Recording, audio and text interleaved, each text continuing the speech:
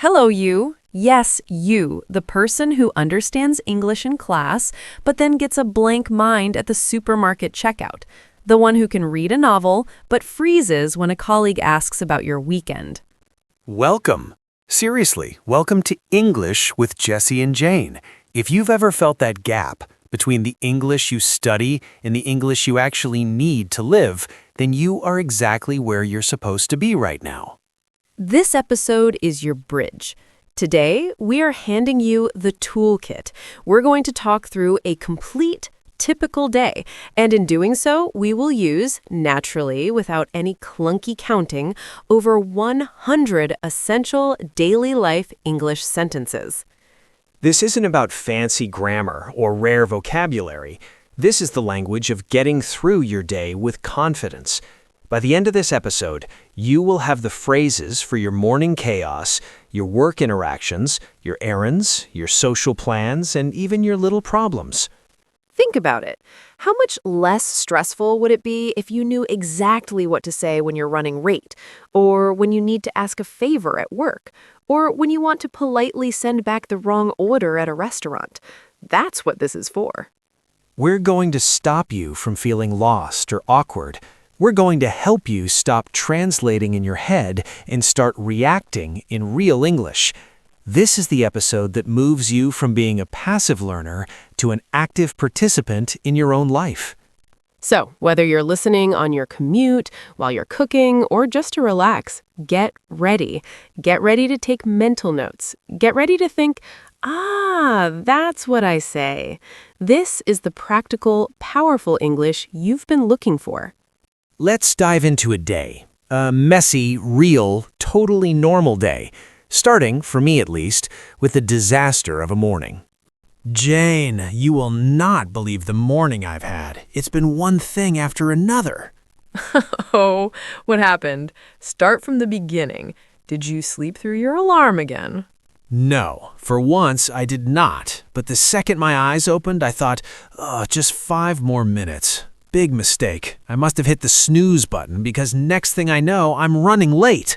Classic. So, what was the first disaster? The kitchen. I stumbled in, dreaming of coffee, and asked my cat, is there any coffee left? Like he'd know. Then I opened the fridge and this milk smells a bit off. Not a good start.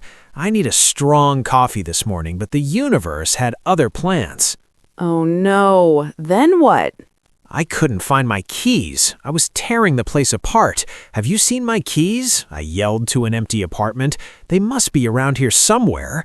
10 frantic minutes later, oh, here they are, in my pocket.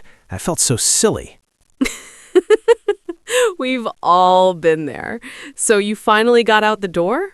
Barely. I grabbed my bag and muttered, I'm heading out, to, again, just the cat. I checked my phone. What's the weather like? Looked cloudy. Do I need an umbrella? I decided to risk it.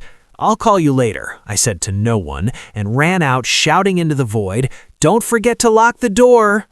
You are a one-man comedy show in the mornings, but you made it to the studio. Not easily. Traffic was a nightmare.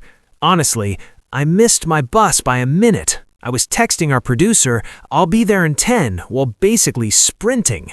Well, you're here now, and that's what matters. Let's rewind and imagine a smoother morning for our listeners, a calmer start. You wake up, maybe put the kettle on for tea, your flatmate walks in. Good morning. How was your weekend? Nice. Perfect small talk. Not bad, just relaxed. How about you?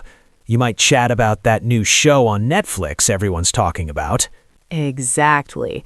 Then, heading out, you might grab a coffee. Could I get a large coffee to go, please? Can I pay by card? Simple, essential transactions.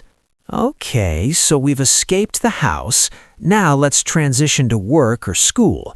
You arrive. What are those first crucial interactions? You might see a colleague. Hey, do you have a minute to chat? Or if you need something, hey, could you pass me that file? If your boss gives you a task, you say, I'll get right on that. And if you're unsure, it's so important to ask. Absolutely. Could you give me a hand with this?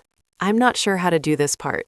Or let me run this idea by you. Collaboration is everything. By mid-morning, everyone needs fuel. The office classic. Someone stands up and says, "I need a coffee break. Anyone want anything from the cafe?" That's when you hear, my treat this time. And the best part? The casual chat. So, what are you up to this weekend? That's how plans are born. But work isn't all social. Technology fights back. The Wi-Fi's really slow today. My computer just froze. Could you resend that email? It didn't come through. And the never-ending battle. The printer is out of paper again. Why is it always out of paper? A mystery for the ages. Finally, you're wrapping up. You might say, "I'm almost done with this report." Or ask, "What's the deadline for this?" To plan ahead, let's schedule a meeting for next week to follow up.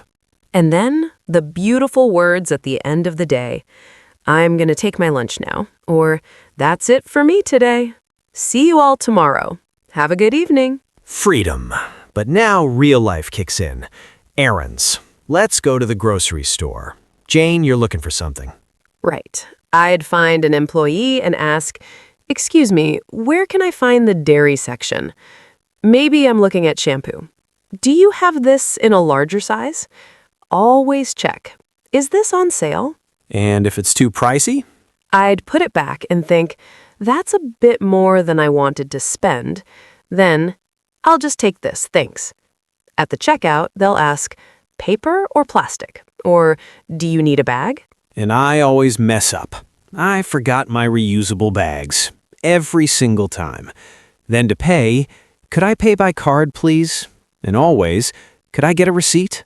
What about clothes shopping? A different challenge. I need your expertise there. Okay, first, do you have a fitting room? You try something on and ask a friend, "How does this look on me?" If it's not right, it's a little too tight around the shoulders. And to a helpful salesperson, "I'm just browsing, thanks." Perfect. Now, a less fun errand. The pharmacy. You're not feeling great. You'd say, "I need to pick up a prescription," or ask the pharmacist, "Do you have anything for a headache?" And it's crucial to ask, "How many times a day should I take this?" Okay, errands done. Now for the best part, your social life. Jane, you're texting a friend to make plans. What do you send? I might say, "Hey, are you free later?" Or, "Want to grab a bite to eat? How about we see a movie?" If they say yes, "What time should we meet?" Let's meet at the usual spot. Love it. So you meet at a restaurant. The host might ask, "Do you have a reservation?"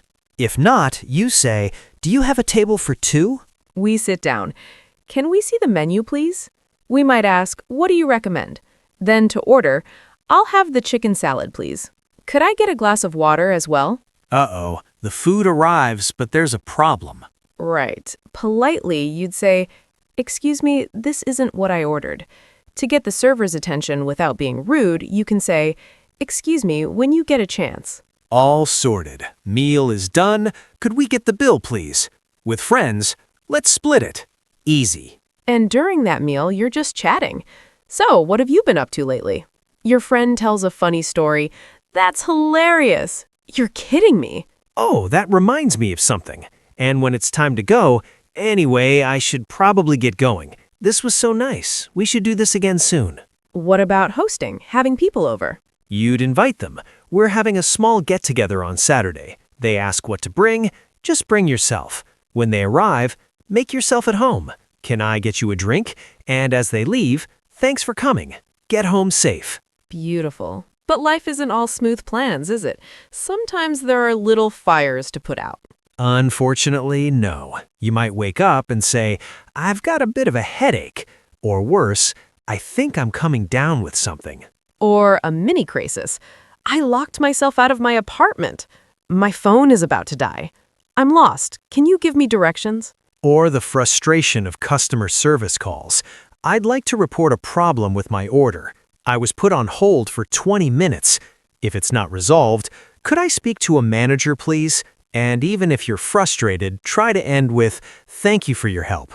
At home, things break. A light bulb just went out. The sink is clogged. And the classic line, "I'll fix it later." All this talk of problems is making me tired, which is perfect because we've reached the end of the day. Finally, time to wind down. You get home and sigh, I'm exhausted. What a long day. No energy to cook. I'm just gonna order in tonight. You collapse on the couch. What should we watch? You scroll forever. There's nothing good on TV. Your eyes are closing. I'm gonna turn in early. You do the last checks. Did you set the alarm? I left my phone charging in the kitchen. To your night owl roommate, don't stay up too late. And finally, sleep well. Sweet dreams. And that, friends, is a day. From the frantic morning to the quiet night, packed with the real English that holds it all together. We just lived a whole day in conversation, and you heard well over 100 sentences you can use tomorrow. This is the difference between knowing English and using English. Your homework? It's simple. Pick one phrase from today. Maybe I'll get right on that at work. Or let's split the bill with a friend. Use it this week. Make it yours. That's how you build confidence. Brick by brick, sentence by sentence. Tell us which one you'll choose. Find us on Instagram at @EnglishWithJessieandJane. If this felt like the practical, real-world help you needed, please share it with one other person who needs it too. It helps our community grow. Thanks for trusting us with your time and your learning journey. Remember, every conversation is practice. Until next time, keep speaking. Bye. Thanks for watching Jesse and Jane Talk. Yeah. If you enjoyed it, hit the like button. Yeah. And don't forget to subscribe. See you next time.